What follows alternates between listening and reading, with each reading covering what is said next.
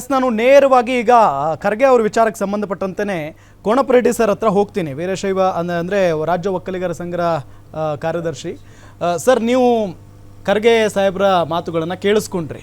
ನನಗೇನೋ ಒಂದು ಕಡೆ ಸಿದ್ದರಾಮಯ್ಯನವ್ರಿಗೆ ವಾರ್ನಿಂಗ್ ಕೊಟ್ಟರು ಅಂತ ಅಂದರೆ ಈಗ ಬಿ ಜೆ ಪಿಯವರೆಲ್ಲ ಹೇಳ್ಬೋದು, ಆದರೆ ನೇರವಾಗಿ ಪ್ರಬಲ ಸಮುದಾಯಗಳಿಗೂ ಕೂಡ ವಾರ್ನಿಂಗ್ ಕೊಟ್ರ, ಅಂದರೆ ಪರೋಕ್ಷವಾಗಿ? ನಮಗೇನು ಹಾಗೆ ಅನಿಸ್ಲಿಲ್ಲ. ಯಾಕೆಂದರೆ ಕೃಷ್ಣಮೂರ್ತಿ ಅವರು ಹೇಳ್ದಂಗೆ ಯಾವುದೋ ಘಟನೆಗಳನ್ನು ಅವ್ರ ತಲೆಯಲ್ಲಿ ಇಟ್ಕೊಂಡು ಮಾತಾಡಿರಬಹುದೇ ಹೊರತು ಓಕೆ ಈ ಯಾವ ಸಮುದಾಯಗಳ ಲಿಂಗಾಯತರು ಒಕ್ಕಲಿಗರು ಯಾವತ್ತೂ ಕೂಡ ಖರ್ಗೆ ಅವ್ರನ್ನ ವಿರೋಧಿಸಿದವರಲ್ಲ. ನಾವು ಇಲ್ಲಿ ಪಕ್ಷಾತೀತವಾಗಿ ಮಾತಾಡ್ತಾ ಇದ್ದೀವಿ. ಬಟ್ ಜಾತಿ ಗಣತಿ ವರದಿ ವಿಚಾರ ಬಂದಾಗ ಸರ್ ಭಾಳ ಡಿಸ್ಟರ್ಬ್ ಆಗಿಬಿಟ್ಟಿದ್ದಾರೆ ಅಂತ ಕೇಳ್ಪಟ್ಟಿದ್ದೀವಿ.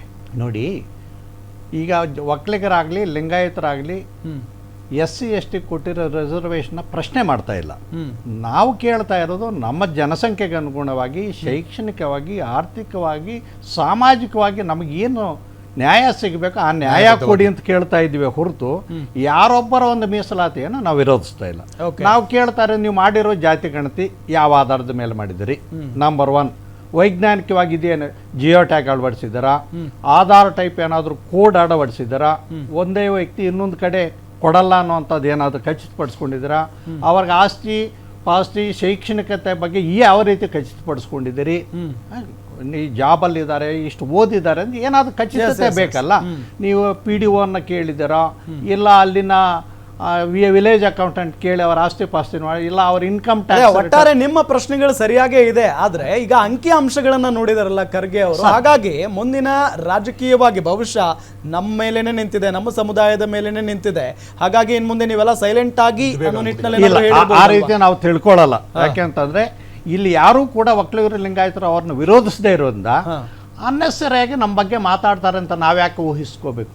ಅಲ್ಲ, ಅವರು ಕಾಂಗ್ರೆಸ್ಗೆ ಏನಾದ್ರು ವಾರ್ನ್ ಮಾಡದೆ ಆಗಿದ್ರೆ ನನ್ನ ಪ್ರಕಾರ is A head of the ಇದು ಕಾಂಗ್ರೆಸ್ ಪಾರ್ಟಿ ಈಗ ನ್ಯಾಷನಲ್ ಪ್ರೆಸಿಡೆಂಟ್ ಇದ್ದಾರೆ.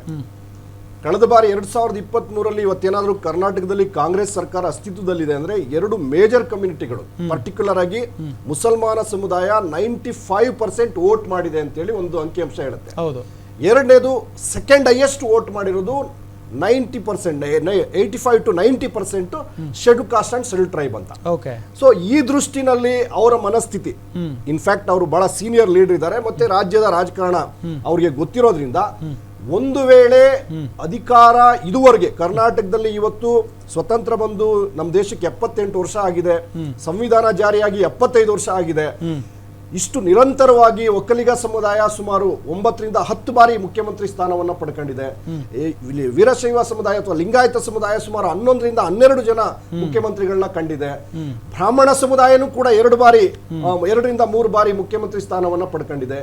ಹಿಂದುಳಿದ ವರ್ಗಗಳ ಹೆಸರಿನಲ್ಲಿ ಇನ್ಕ್ಲೂಡಿಂಗ್ ಸಿದ್ದರಾಮಯ್ಯನವರು 2ನೇ ಬಾರಿಗೆ, ಧರ್ಮಸಿಂಗ್ ಅವರು, ದೇವರಾಜ ಅರಸ್ ಅವರು, ವೀರಪ್ಪ ಮೊಯ್ಲಿ ಅವರು, ಎಲ್ಲಾ ಸಮುದಾಯಗಳು ಕೂಡ ಕರ್ನಾಟಕದಲ್ಲಿ ಈ ಏನು ಮುಖ್ಯಮಂತ್ರಿ ಸ್ಥಾನಮಾನವನ್ನ ಪಡ್ಕೊಂಡಿವೆ. ಒಂದು ವೇಳೆ ಈಗ ಅತಿ ಹೆಚ್ಚು ಮತವನ್ನ ಕೊಟ್ಟಿರ್ತಕ್ಕಂಥ ಈ SC STಗಳು ಕೂಡ ಈ ಸ್ಥಾನಕ್ಕೆ ಅರ್ಹರು ಅನ್ನೋ ಅಂತ ದೃಷ್ಟಿನಲ್ಲಿ ಏನಾದ್ರೂ ಅವರು ಮಾತಾಡಿದ್ರೆ ಅದು ನೇರವಾಗಿ ಕಾಂಗ್ರೆಸ್ಗೆ ವಾರ್ನಿಂಗ್. ಇವತ್ತೇನು ಬಿಜೆಪಿ ಸರ್ಕಾರ ಇಲ್ಲ ಕರ್ನಾಟಕದಲ್ಲಿ, ಓಕೆ, ಅಥವಾ ಕೇಂದ್ರದಲ್ಲಿ ಇವತ್ತು ನರೇಂದ್ರ ಮೋದಿ ಸರ್ಕಾರ ಇದೆ. ಅನೇಕ ಕಡೆ ಬಾಬಾ ಸಾಹೇಬ್ ಅಂಬೇಡ್ಕರ್ ಅವರ ಪ್ರತಿಮೆಗಳಿಗೆ ಅವಮಾನ ಮಾಡ್ತಕ್ಕಂಥದ್ದು ಬಹಳ ಹಿಂದೆ ರೀಸೆಂಟ್ ಆಗಿ ಬಿಜೆಪಿ ಅವರು ರೀಸೆಂಟ್ ಆಗಿ ಒಂದು ನಾನು ಗಮನಿಸಿರೋ ಹಂಗೆ ರಾಜ್ಯ ರಾಜಕಾರಣ, ದೇಶದ ರಾಜಕಾರಣದಲ್ಲಿ ಬಿಜೆಪಿ ಅವ್ರಿಗೂ ಅಂಬೇಡ್ಕರ್ ಬೇಕು, ಕಾಂಗ್ರೆಸ್ ಅವ್ರಿಗೂ ಅಂಬೇಡ್ಕರ್ ಬೇಕು. ಇಡೀ ದೇಶಕ್ಕೆ ಒಂದು ಇತಿಹಾಸವನ್ನ ನಾನು ನೋಡೋದಾದ್ರೆ ನಾವು ಅರ್ಥ ಮಾಡ್ಕೊಬೇಕಾಗಿರೋದು, ಯಾವತ್ತೂ ಕೂಡ ಮೇನ್ ಸ್ಟ್ರೀಮ್ ನಲ್ಲಿ ಕಾಂಗ್ರೆಸ್ ಆಗ್ಲಿ ಬಿಜೆಪಿ ಆಗ್ಲಿ ಬಾಬಾ ಸಾಹೇಬ್ ಅಂಬೇಡ್ಕರ್ ಬಗ್ಗೆ ಚರ್ಚೆನೆ ಮಾಡ್ತಾ ಇರಲಿಲ್ಲ. ಸೊ ಹಿಂದೆ ಬಿಜೆಪಿ ಸರ್ಕಾರ ಇದ್ದಾಗ ಫಸ್ಟ್ ಟೈಮ್ ವಾಜಪೇಯಿ ಅವರು ಪ್ರೈಮ್ ಮಿನಿಸ್ಟರ್ ಆಗಿದ್ದಾಗ ಬಿಜೆಪಿಯ ಮಂತ್ರಿ ಅರುಣ್ ಶೌರಿ ಅವರು ಬಾಬಾ ಸಾಹೇಬ್ ಅಂಬೇಡ್ಕರ್ ಬಗ್ಗೆ ಒಂದು ಪುಸ್ತಕನೇ ಬರ್ತಾರೆ, ವರ್ಷಿಫಿಂಗ್ ಫಾಲ್ಸ್ ಗಾಡ್ ಅಂತ. ಅಂಬೇಡ್ಕರ್ ಅವ್ರನ್ನ ಸುಳ್ಳು ದೇವರು ಅಂತ. ಅವ್ರ ಮೇಲೆ ಬಿಜೆಪಿಯ ಯಾವುದೇ ಪದಾಧಿಕಾರಿ ಅಂದ್ರೆ ರಾಷ್ಟ್ರೀಯ ಘಟಕ ಆಗ್ಲಿ ಅಥವಾ ಪ್ರಧಾನಿ, ನಿಮ್ಮ ಪ್ರಕಾರ ಬಿಜೆಪಿ ಅವರಿಗೆ ಎಚ್ಚರಿಕೆ ಕೊಟ್ಟಿರಬಹುದು. ಅದೊಂದು ಪ್ರದೀಪ್ ಸರ್ ಬರ್ತೀನಿ. ಪ್ರದೀಪ್ ಸರ್, ಈ ಒಂದು ವಿಚಾರ ಇದೆಯಲ್ಲ, ಎಲ್ಲೋ ಒಂದ್ ಕಡೆ ಒಕ್ಕಲಿಗ ಮತ್ತು ಲಿಂಗಾಯತರಿಗೆ ಈ ಮುಖೇನ ಎಚ್ಚರಿಕೆ ಕೊಟ್ಟಂಗಿದೆ. ಅಂದ್ರೆ ಈಗ ಬಹಳ ಪ್ರಮುಖವಾಗಿ ಏನ್ ಹೇಳ್ತೀರಿ, ನೆಕ್ಸ್ಟ್ ವೀಕ್ ಕ್ಯಾಬಿನೆಟ್ ಕೂಡ ಇದೆ, ಅಕಸ್ಮಾತ್ ಆಗಿ ಈ ವರದಿ ಜಾರಿಗೆ ಬಂದಿದ್ದೇ ಆದರೆ ಬರುತ್ತಾ ಇಲ್ವಾ ಗೊತ್ತಿಲ್ಲ, ಆದರೆ ಅದರ ಬಗ್ಗೆ ಏನಾದರೂ ನಿರ್ಧಾರ ಮಾಡಿದ್ದೇ ಆದರೆ ನಿಮ್ಮ ಎರಡು ಸಮುದಾಯಗಳ ನಿರ್ಧಾರ ಏನಾಗಿದೆ ಅಂತ ಏನಂದ್ರೆ ಅವ್ರು ಹೇಳಿದ ಸ್ಟೇಟ್ಮೆಂಟ್ ಪ್ರಕಾರ ನೋಡಿದ್ರೆ ಇವತ್ತು ನೀವು ಕಲ್ಯಾಣ ಕರ್ನಾಟಕ ಭಾಗದಲ್ಲಿ ನೋಡಿದ್ರೆ ಅಲ್ಲಿ ಬಸವಣ್ಣ ಕಟ್ಟಿದಂಥ ನಾಡದು ಮತ್ತೆ 12ನೇ ಶತಮಾನದಲ್ಲಿ ಎಲ್ಲಾ ಜಾತಿಗಳನ್ನು ಒಂದುಗೂಡಿಸುವಂತ ಒಂದು ಕಲ್ಯಾಣ ಕರ್ನಾಟಕ. ಆ ನಾಡಲ್ಲಿರುವಂಥವ್ರು ಜಾತೀಯತವಾಗಿ ಮಾತಾಡಿರ್ಲಿಲ್ಲ ಇಲ್ಲಿವರೆಗೆ. ಲಿಂಗಾಯತರು ಕೂಡ ಅವ್ರನ್ನ ಬೆಳೆಸಿದ್ದು ಇಲ್ಲಿವರೆಗೆ ಸಪೋರ್ಟ್ ಮಾಡ್ಕೊಂಡು ಬಂದಿದ್ದಾರೆ ಮತ್ತು ಅವ್ರನ್ನ ಯಾವಾಗೂ ವಿರೋಧ ಮಾಡಿಲ್ಲ. ಹಾಗಾಗಿ ನಾವೇನಂತೀವಿ ಅದನ್ನು ಅಷ್ಟೊಂದು ತೆಗೆದುಕೋಗಕ್ಕೆ ಹೋಗಲ್ಲ. ಬಟ್ ನಾವು ಲಿಂಗಾಯತರಾಗಿರ್ಬೋದು, ಒಕ್ಕಲಿಗರಾಗಿರ್ಬೋದು, ಎಲ್ಲ ಜಾತಿಯವ್ರು ಕೇಳ್ತಾರದಷ್ಟೇ ವೈಜ್ಞಾನಿಕ ಗಣತಿ. ನಾವು ಯಾರಿಗೆ ರಿಸರ್ವೇಷನ್ ಬಗ್ಗೆ ಮಾತಾಡ್ತಾ ಇಲ್ಲ, ಅದು ಯಾರಿಗೆ ಅನ್ಯಾಯ ಮಾಡಂತನೂ ಹೇಳ್ತಾ ಇಲ್ಲ. ರಿಯಾಲಿಟಿ ಇರಲಿ, ಸರ್ವೆ ಏನಿದೆ ರಿಯಾಲಿಟಿ ಆಗಿರಲಿ, ಜನ ಸಮುದಾಯಕ್ಕೆ ಗೊತ್ತಾಗಲಿ. ನಾವು ಪದೇ ಪದೇ ಕೇಳ್ತಾರದು ಇಷ್ಟೇ. ವೀರಶೈವ ಲಿಂಗಾಯತ ಸಮುದಾಯ ಆಗಿರ್ಬೋದು, ಒಕ್ಕಲಿಗ ಸಮುದಾಯ ಆಗಿರ್ಬೋದು, ಬ್ರಾಹ್ಮಣ ಸಮುದಾಯ ಆಗಿರ್ಬೋದು, ಈಗ ಮುಸಲ್ಮಾನ್ ಸಮುದಾಯದವ್ರ ಮಂಡೆ ಕೂಡ ಎಲ್ಲ ಕಡೆ ಹೇಳ್ತಾ ಇದಾರೆ ಅವರು ಮತ್ತೊಮ್ಮೆ ಸರ್ವೆ ಆಗಲಿ, ನಮ್ದು 1 ಕೋಟಿಗಿಂತ ಹೆಚ್ಚು ಜನಸಂಖ್ಯೆ ಇದೆ. ಸೊ ಎಲ್ಲ ಸಮುದಾಯ ಕೇಳಿದಾಗ ಏನಾಗುತ್ತೆ, ನಾವು ಒಂದೇ ಕೇಳ್ತೀನಿ, ಬಸವಣ್ಣ ತತ್ವ ಆದರ್ಶಗಳನ್ನು ನಡೆದುಕೊಂಡು ಸಾಂಸ್ಕೃತಿಕ ನಾಯಕ ಅಂತ ಘೋಷಣೆ ಮಾಡಿದಂಥ ಮಾನ್ಯ ಸಿದ್ದರಾಮಯ್ಯನವರು ಎಲ್ಲಾ ಜಾತಿಗೂ ಒಂದುಗೂಡಿ ತೊಗೊಂಡು ಹೋಗ್ಬೇಕು ಅನ್ನೋರು ಈ ಜಾತಿಗಳ ಬಗ್ಗೆ ಜಗಳ ಆಗ್ತಾ ಇದೆಯಲ್ಲ, ಇದನ್ನ ಬಿಡಿಸಿ ಮತ್ತೊಮ್ಮೆ ಸರ್ವೆ ಮಾಡಲಿ. ವೈಜ್ಞಾನಿಕ ಸರ್ವೆ ಆಗಿಬಿಟ್ಟು ಸಮಾಜಕ್ಕೆ ಎಲ್ಲಾ ಜಾತಿಯವರಿಗೆ ನ್ಯಾಯ ಒದಗಿಸುವಂತ ಕೆಲಸವನ್ನ ಬಸವಣ್ಣ ನಿಜವಾದ ಬಸವಣ್ಣ ತತ್ವ ಪಾಲಿಸ್ತಾ ಇದ್ರೆ ಮತ್ತೊಮ್ಮೆ ಜಾತಿ ಗಣತಿ ಮಾಡಿ ಎಲ್ಲರಿಗೂ ನ್ಯಾಯ ಒದಗಿಸುವಂತ ಕೆಲಸ. ನಿಮ್ಗೆ ನಾ ಕೃಷ್ಣಮೂರ್ತಿ ಸರ್, ಫೈನಲ್ ಆಗಿ ಮತ್ತೊಮ್ಮೆ ಬರ್ತೀನಿ. ಈ ಸಿದ್ದರಾಮಯ್ಯನವರು ಇಷ್ಟೆಲ್ಲ ವಿರೋಧವನ್ನ ವ್ಯಕ್ತಪಡಿಸ್ತಾ ಇದ್ದಾರೆ. ಈ ವಿರೋಧದ ನಡುವೆ ಬಿಡುಗಡೆ ಮಾಡ್ತಾರೆ ಅನ್ಸುತ್ತಾ, ಜಾರಿ ಮಾಡ್ತಾರೆ ಅನ್ಸುತ್ತಾ? ನನಗೆ ಕ್ಲಾರಿಟಿ ಇದೆ. ಈ ವರದಿಯನ್ನ ಮುಂದಿನ ಕ್ಯಾಬಿನೆಟ್ ನಲ್ಲೂ ಕೂಡ ಅವರು ಅಕ್ಸೆಪ್ಟ್ ಮಾಡಲ್ಲ, ಮತ್ತೆ ಚರ್ಚೆ ಮಾಡ್ತಾರೆ. ಒಂದು ವೇಳೆ ಒಂದು ಜನ, ಅದರಲ್ಲೂ ಹಿಂದುಳಿದ ವರ್ಗಗಳು ನನ್ನನ್ನ ವಿಲನ್ ಮಾಡಬಾರ್ದು ಅನ್ನುವಂತ ಗಿಲ್ಟ್ ಏನಾದ್ರು ಕಾಡಿದ್ರೆ ಇದ್ರ ಬಗ್ಗೆ ವಿಶೇಷ ಅಧಿವೇಶನವನ್ನ ಕರೆಯೋಣ, ಅಲ್ಲಿ ಚರ್ಚೆ ಮಾಡೋಣ, ಸಾರ್ವಜನಿಕವಾಗಿ ಇದನ್ನ ಬಿಡೋಣ, ಎಲ್ಲರ ಒಪಿನಿಯನ್ ತಗೊಳ್ಳೋಣ. ಬಿಟ್ಟೋಗಿರ್ತಕ್ಕಂಥ ಜನಗಣತಿನಲ್ಲಿ ಈಗ ಏನು ಆರೋಪ ಇದೆ, ಬಹಳಷ್ಟು ಜನರನ್ನ ಇವರು ಸರ್ವೇನೆ ಮಾಡಿಲ್ಲ ಅಂತ ಏನ್ ಹೇಳ್ತಾರೆ, ಆ ಜನರನ್ನು ಕೂಡ ತಲುಪುವಂತ ಕೆಲಸವನ್ನ ಮಾಡೋಣ ಅಂತೇಳಿ ಮುಂದೆ ಹೋಗ್ತಾರೆ. ಅದಕ್ಕೆ ಪೂರಕವಾಗಿ ನಾನು ಸನ್ಮಾನ್ಯ ಜಾರಕಿಹೊಳಿ ಅವರು ಹೇಳಿರೋದು ಇನ್ನು ಅದು 1 ವರ್ಷ ಆದ್ರೂ ಆಗ್ಬೋದು ಅಂತ.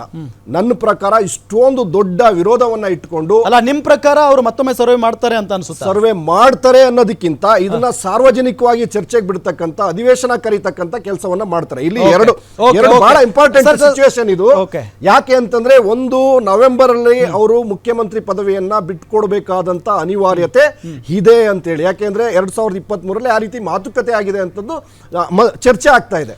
ಕುರ್ಚಿಯನ್ನ ಉಳಿಸ್ಕೊಳ್ಳೋ ಅನಿವಾರ್ಯತೆಯಿಂದ ಬಹುಶಃ ಅವರು ಇದನ್ನ ಚರ್ಚೆನಲ್ಲೇ ಇಟ್ಟು ಎಲ್ಲಿವರೆಗೆ ಈ ಈಟು ಚರ್ಚೆ ಇರುತ್ತೋ ಅಲ್ಲಿವರೆಗೆ ಅವರು ಸಿಎಂ ಸ್ಥಾನದ ಬಗ್ಗೆ ಯಾರು ಚರ್ಚೆ ಮಾಡಲ್ಲ.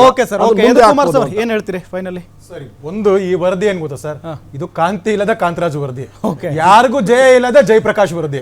ಇದು ಯಾವ್ದಕ್ಕೂ ಆಗಲ್ಲ ಸರ್. ಇದು ಕಸದ ಬುಟ್ಟಿಗೆ ಹಾಕುವಂತದ್ದೇನೆ ಇದಲ್ಲಿ.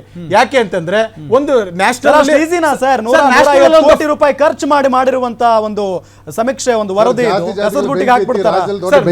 ನ್ಯಾಷನಲ್ ಅಲ್ಲಿ ಒಂದು ಫಾಲ್ಸ್ ನರೇಟಿವ್ಸ್ ಇದ್ ಮಾಡ್ತಾ ಇದಾರೆ. ಇವರು ರಾಹುಲ್ ಗಾಂಧಿ ಹೇಳ್ತಾ ಇದಾರೆ ಸಂವಿಧಾನ 1000 ವರ್ಷಗಳ ಹಿಂದೆ ಇತ್ತು ಅಂತ. ಅವ್ರಿಗೆ ಹಿಸ್ಟ್ರಿನೂ ಗೊತ್ತಿಲ್ಲ, ಭಾರತದ ಜಾಗ್ರಫಿನೂ ಗೊತ್ತಿಲ್ಲ.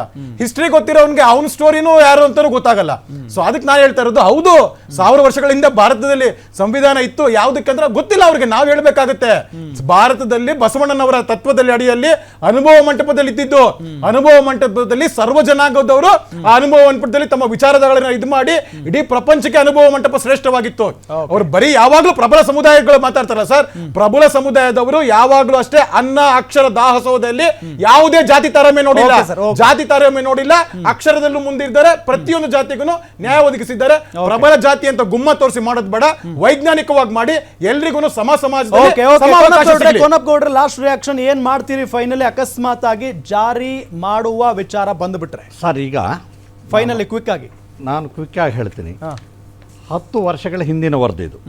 10 ವರ್ಷಗಳಿಂದ ಫಾರ್ ಎಕ್ಸಾಂಪಲ್ ಸ್ವಚ್ಛ ಭಾರತ್ ಇರಲಿ, ಜಲಜೀವನ್ ಮಿಷನ್ ಇರಲಿ, ಜನ್ಧನ್ ಯೋಜನೆ ಇರಲಿ, ಶಕ್ತಿ ಯೋಜನೆ ಇರಲಿ, ಉಜ್ವಲ್ ಇರಲಿ, ಇದು ಹೀಗೆಲ್ಲ ಹಲವು ಯೋಜನೆಗಳು ಬಂದಿದೆ.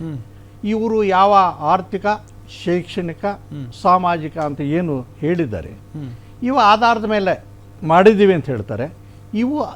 ಇವೆಲ್ಲ ಬಂದಿರೋದ್ರಿಂದ ಸಾಕಷ್ಟು ಬದಲಾವಣೆ ಆಗಿದೆ ಎಲ್ಲ ಜಾತಿಗಳಲ್ಲೂ. ಈಗ ವಿದ್ಯುತ್ ಶಕ್ತಿ ಬಳಸದೇ ಇರೋರಿಲ್ಲ, ಎಣ್ಣೆ ದೀಪ ಕೆರೋಸಿನ್ ಯೂಸ್ ಮಾಡಿ ಅಡಿಗೆ ಮಾಡೋರೆಲ್ಲ ಎಲ್ಲ ಗ್ಯಾಸ್ ಯೂಸ್ ಮಾಡ್ತಾರೆ. ಪ್ರತಿಯೊಬ್ಬರ ಮನೆಗೂ ಓಕೆ ಸರ್, ಓಕೆ. ನೀರು ಬರ್ತದೆ, ಎಲ್ಲ ಬರ್ತದೆ. ಕ್ವಿಕ್ ಆಗಿ ಹೇಳ್ಬಿಡಿ. ಆದರೆ ಹಾ. ಇವನ್ನೆಲ್ಲ ಮೀರಿ ಹ್ಮ್ ನಾವು ಒಕ್ಕಲಿಗರ ಸಂಖ್ಯೆ ಲಿಂಗಾಯತರ ಸಂಖ್ಯೆಯನ್ನು ಕಡಿಮೆ ತೋರಿಸಿ ಯಾವುದಕ್ಕೆ ಚಿನ್ನಪ್ಪ ರೆಡ್ಡಿ ಇದರದು ಯಾವುದು ಹಾವನೂರು ಚಿನ್ನಪ್ಪ ರೆಡ್ಡಿ ವರದಿ ಕಂಪೇರ್ ಮಾಡಿದಾಗ ಲಿಂಗಾಯತರದ್ದು ಆಲ್ಮೋಸ್ಟ್ 1.88% ಕಡಿಮೆ ಬಂದಿದೆ. ಲಿಂಗಾಯತರ ಮಕ್ಕಳೇ ಹುಟ್ಟಿಲ್ಲ. ಅದೇ ಸಿಎಂ ಅವರು ತಮ್ಮ ಸ್ವಜಾತಿ 58% ರೈಸ್ ಆಗಿದೆ ಅಂತ ಹೇಳಿದ್ದಾರೆ. ಅದೇ ಒಕ್ಕಲಿಗರ ಒಟ್ಟಾರೆ ಅವೈಜ್ಞಾನಿಕವಾಗಿದೆ ಅಂತ ನಿಮ್ಮ ವಾದ. 100% ಅವೈಜ್ಞಾನಿಕವಾಗಿದೆ. S, okay okay. ನೋಡಿ, ನಾನು ಒಂದೇ ಹೇಳ್ಬಿಡ್ತೀನಿ ಸರ್.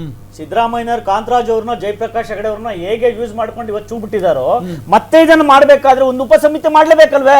ಆ ಉಪಸಮಿತಿಗೆ ಪೆನ್ನು ಪೇಪರ್ ಬೇಕು. ಡಿ ಕೆ ಶಿವಕುಮಾರ್ ಒಕ್ಕಲಿಗರ ಹತ್ರ ಪೆನ್ನು ಪೇಪರ್ ತಗೊಂಡಿದ್ರಲ್ವಾ? ಈಗ ಪೆನ್ನು ಪೇಪರ್ ಎಲ್ಲಿದೆ ಅಂತ ಹೇಳಿದ್ರೆ ಜಾರಕಿಹೊಳಿ ರಾಜಣ್ಣನ ಹತ್ರ ಇದೆ. ಉಪಸಮಿತಿ ಅಧ್ಯಕ್ಷ ಜಾರಕಿಹೊಳಿ, ಉಪಾಧ್ಯಕ್ಷ ರಾಜಣ್ಣ, 5 ವರ್ಷ ಸಿಎಂ ಗ್ಯಾರಂಟಿ ಸಿದ್ದರಾಮಣ್ಣ.